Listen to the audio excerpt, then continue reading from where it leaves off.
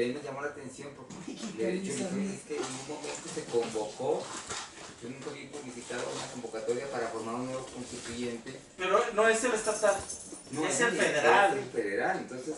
Bueno. De hecho, el doctor Becerra también se lo compartí y me dice, pues esto está hecho sin pies ni cabeza, o sea, empiezan por una cosa y lo empiezan por otra, no tiene técnica legislativa. Tal parece que es como una copia de la Constitución de Bolivia, en algunas partes. Quisieron hacer un acoplamiento con la Constitución de Brasil, con la de Colombia, pero tiene unos tintes, una ideología demasiado marcada. Como dicen, ya viene hecha a la medida. O sea, es un documento de 110 cuartillas más o menos. Bueno, afortunadamente en la defensa de la Constitución hay mecanismos ya muy establecidos para la defensa de la Constitución y para poderla reformar, para poderla cambiar. No es fácil, es algo afortunadamente que lleva todo un proceso para poder modificar la Constitución. Y bueno, inclusive está todavía en el 105 de la Constitución, está establecido como puede haber inclusive en la impugnación ante cuestiones de carácter inconstitucional y anticonstitucional, y también los mecanismos de defensa de la Constitución que se tienen, inclusive el mismo juicio de amparo. Sí, de hecho, quien elaboró el proyecto de Constitución es el Consejo de Organizaciones Alternativas, Consejo Nacional del Pueblo Mexicano, Unidad Organizacional en la Diversidad para una Vida Digna, y es un documento de 108 cuartillas, y efectivamente se pretende un nuevo documento. Por el tipo de nombres, y ahora que vamos a tener la práctica de extensión de dominio, me atrevo a mencionar al nuevo instituto que se va a encargar de la recuperación de bienes. Instituto para devolver al pueblo mexicano, no robar. Perdón, para devolver, no para devolver. Te ganó. El punto es que si estamos hablando del Estado de Derecho en tiempos de COVID, todo nos lleva al análisis y a centrar este tema en el Estado Social de Derecho. Claro. ¿Cuál es el punto del Estado Social de Derecho? No es el Estado de Derecho per se, de apego a la legalidad, sino un Estado Social de Derecho que tenga que ver con la responsabilidad de garantizar los derechos humanos, las libertades, las igualdades, pero sobre todo algo que México todavía sigue extrañando, lo veo todos los días en forma cotidiana, la paz social. La paz social, hay una cuestión en donde debe de haber un irrestricto apego a los protocolos de atención, por ejemplo, de poner mayor atención a la no violencia, pero tampoco el Estado a convertirse en un criminal. El Estado no puede disparar tampoco contra el pueblo. El día de ayer, por ejemplo, habían secuestrado a 2 personas, los militares dispararon y de todos modos había un sobreviviente que estaba en la cajuela, que era el secuestrado, y dieron la orden de también disparar, y era un inocente. Eso pone en entredicho al Estado. Y eso por una parte. Por otra parte, dentro del tema que ponía a la mesa es ¿qué está pasando o qué se va a hacer con todas estas empresas que ya se fueron a la quiebra y que se está yendo a la quiebra, y qué acciones está tomando el gobierno mexicano? Y simplemente basta con irnos a Estados Unidos, por ejemplo, a otros países del mundo donde no están condonando impuestos. Simplemente lo que hacen es de que le dan facilidades a la gente para diferir el pago de los impuestos. ¿Qué es lo que hace nuestro gobierno? Aquí la parte económica, esta situación del COVID, por ejemplo, la ha aprovechado muy bien a su conveniencia la Comisión Federal de Electricidad. Han llegado recibos con más del 200% del cobro. Si pagabas 100 pesos, hay gente que le está llegando de 700 pesos. Tengo el caso particular de un amigo, la empresa donde él es apoderado está ahorita en suspensión de actividades por el tema del COVID. Llegan de la Comisión Federal, se llevan el medidor y le dicen, ahora me debes 593,000 pesos por ajuste eléctrico porque tenías un diablito. Dijo, espérame, aquí está mi suspensión de actividades, no tengo trabajadores, no estoy consumiendo luz. No, sí, mira, aquí está el diablito. Y se llevan todo y le dejan ahí el crédito fiscal por 593,000 pesos. Y cabe señalar que en ese caso la comisión utiliza un artículo de la ley de la industria eléctrica donde dice que es el que modifique, altere, interrumpa los equipos los instrumentos, equipos, Sí, no me acuerdo sí, cuánto, de ese es revisión, el de revisión y delito. facturación. O sea, Eso es lo que ese es el conocemos delito, como el pero delito. primera, ¿cuál de todas hice? Segunda, ¿cómo comprueban que lo hice? Y tercera, o sea, Y además, ¿en dónde lo voy a dilucidar? Porque hay un tema muy interesante. En particular nos tocó 3 casos contra Comisión Federal de Electricidad. 3 diablitos. 3 diablitos, 3 supuestos diablitos.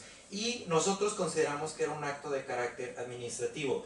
Ya la segunda sala ha definido que todo lo que tenga que ver con el contrato de suministro con comisión es materia mercantil. Nosotros decíamos que en este caso en particular no es materia mercantil. Fíjate que yo difiero, yo también pienso que es carácter Claro que sí. administrativo, no es carácter mercantil. Yo no coincido en lo del contrato. ¿Son actos de autoridad? Claro, una empresa yo no coincido en productiva. el contrato, pero bueno, ya está dicho por la segunda sala, ya hay varias contradicciones de tesis, ya no nos podemos Pues, salir de ahí. pero no, Pero el porque, diablito- no porque lo diga la segunda Exacto. sala, vamos a dejar de combatirlo. Claro, claro, pero en este caso en particular, esta verificación no deriva del contrato, deriva de la propia ley. Las consecuencias... A veces no pienso derivan también del que la contrato. segunda sala, pues por ahí les hicieron alguna recomendación, por ahí les hicieron también un aspecto entre el ejecutivo y el judicial de cabildeo. Posiblemente, porque recordemos que Comisión De Federal está entendimiento, de quebrada comprensión, prácticamente. eso. Tienen un gran problema. Ahora con toda la reforma de ley de extinción de dominio, ya se permite el concurso de acreedores de empresas productivas del Estado. Es una puerta tanto para Pemex como para Comisión Federal de Electricidad. Sí, están quebrados. La producción de Pemex de este año es tan crítica como la que tuvo el Estado mexicano en 1979. Se está produciendo barriles de petróleo en el 2020 en la misma cantidad que en 1979. Estamos en ese momento. O sea, realmente no hay un avance, sino un gran retroceso. Sí, y luego lo que comentas, Tony, en relación con el artículo que aplica la Comisión Federal de Electricidad, además de este artículo tiene que aplicar las normas oficiales mexicanas y un procedimiento para determinar con exactitud ¿Cuál fue? cuál fue la causa, el supuesto, cómo tomaste la medida, la carga de energía eléctrica. Todo ese procedimiento viene establecido paso por paso y no lo tienen que indicar. Además, en materia administrativa es de estricto derecho. Así es. de estricto Y derecho. luego hay que cuidar muy bien, y lo que he visto es que las órdenes que se giran vienen con una ley que está derogada. ¿Qué está derogado? Es un estatuto ya derogado. Yo, por ejemplo, en un caso contra Comisión Federal solicité a la Unidad de Transparencia de CFE los contratos y nombramientos de las 2 personas, tanto el que ordenó como el que ejecutó. Y resultó que del primero, si me dicen aquí está el contrato del ingeniero, y del segundo, que fue el que ejecutó la orden y que fue el que determinó y puso con puño y letra el crédito fiscal, no trabaja para la Comisión Federal de Electricidad. Y aún así, con esos mismos elementos, presentan denuncia en la Procuraduría Claro, General de la República Claro. por robo de energía eléctrica. Claro. Y claro que a la hora de acompañar al amigo, se acompaña la respuesta de la Unidad de Transparencia Sí, y se sabe, entonces me estás mintiendo tú, CFE. se combate por cuestiones de forma. Pero lo curioso es cómo fácilmente de también hay todo ese entramado y parece que no prosperan los asuntos contra CFE, Es se van correcto. quedando ahí. Ahí los van Es dejando. correcto. Les comentaba, nosotros tuvimos 3 asuntos. Fíjense qué interesante. Todos se fueron con un juez de distrito en materia administrativa. El primero desechó el asunto diciendo que no había una afectación y que yo tenía que irme a la vía mercantil porque ya había jurisprudencia. El segundo nos lo admitieron y nos otorgaron la suspensión para que no realizaran el cobro de la multa y que no nos interrumpieran el suministro de energía eléctrica. El tercero se fue a conflicto competencial porque el juez de distrito administrativo se lo mandó al civil, diciendo que pues ya la sala había resuelto que era un asunto mercantil. El juez civil dice, no, este es un asunto administrativo, no tiene nada que ver con el contrato, es con la ley, y el colegiado resuelve que es un asunto administrativo. Para no hacerles el cuento largo, los tres llegaron hasta tribunales colegiados, 2 asuntos los perdimos, diciendo que era un acto netamente mercantil, y un colegiado sí nos compró nuestro argumento, se metió al fondo del asunto, se apartó del criterio de la segunda sala y generamos una tesis aislada. Tesis que ya está denunciada por contradicción de tesis porque los colegiados de aquí no comparten nuestro criterio y siguen diciendo que es un acto mercantil. Yo no comparto esa idea, pero bueno, pues hay que seguir peleando. Y sí es todo un entramado. Sí, no, y de hecho el el problema que se advierte es que antes de entrarle al estudio a fondo, dicen, no, es que ya la corte dijo que no, no me toca entrarle. Y por respeto al principio de legalidad, no le entro al estudio y me sumo a lo que dice la primera o la segunda sala. ¿Tienen todavía miedo los jueces de distrito o los colegiados de circuito en entrarle al estudio? Incluso lo vemos también aquí en la justicia local. Inclusive ese fue un debate por mucho tiempo por la propia, por los propios ministros, ¿no? Por los propios órganos a nivel federal. Considerar si el acto de la Comisión Federal de Electricidad, como por ejemplo de cortar la luz a alguien, era un acto de autoridad para efectos del amparo o no. Y estuvieron viniendo y regresando jurisprudencias al respecto. Primero decía, para efectos del juicio de amparo, la comisión no es autoridad, en virtud de que, y ya daba sus posiciones. Y luego venía bajo una nueva reflexión, si es acto de autoridad, porque se está reglamentando por una ley general, y así ha estado viniendo, y por lo que veo, pues sigue ese debate tipo Parménides Heráclito, ¿verdad? Y el problema es de que no hay otra empresa que le haga competencia a CFE. Hay No, es monopolio. un monopolio, porque además está monopolio. constituido en el artículo 28 Correcto. de la Constitución. No, y todavía es una más. empresa productiva. Claro. Y supuestamente se separa, es la separación legal de comisión, y se crean varias empresas. El proceso energético abarca varias etapas, desde la generación, distribución, transmisión y ya digamos, el surtirle a los usuarios finales, pero distribución y transmisión son actividades exclusivas de Comisión Federal de Electricidad, nadie más puede tomar esas actividades. Y todavía peor aún, ¿hasta dónde llega toda esta controversia? La primera sala resolvió, no, perdón, la segunda sala, porque fue el ministro Lainez Potisek quien resolvió una contradicción de tesis, analizó si se podía demandar por responsabilidad patrimonial del Estado a la Comisión Federal de Electricidad, y él dice que no.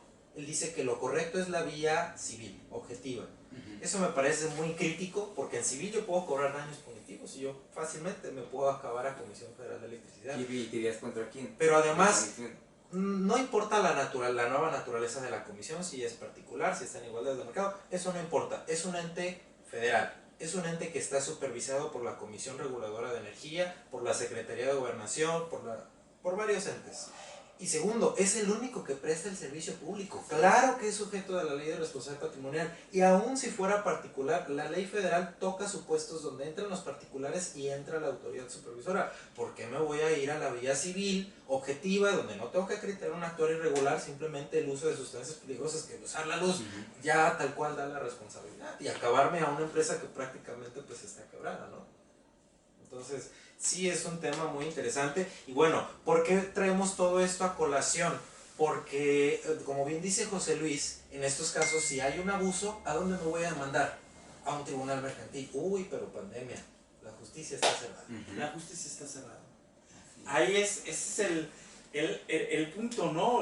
Que el COVID ha impactado en todos los sentidos, pero yo creo que en esta idea del COVID, que ya cobró, por cierto, 60,000 muertes, que era el punto más catastrófico que podíamos tener, nos lleva a replantearnos, a revisar el Estado social de derecho.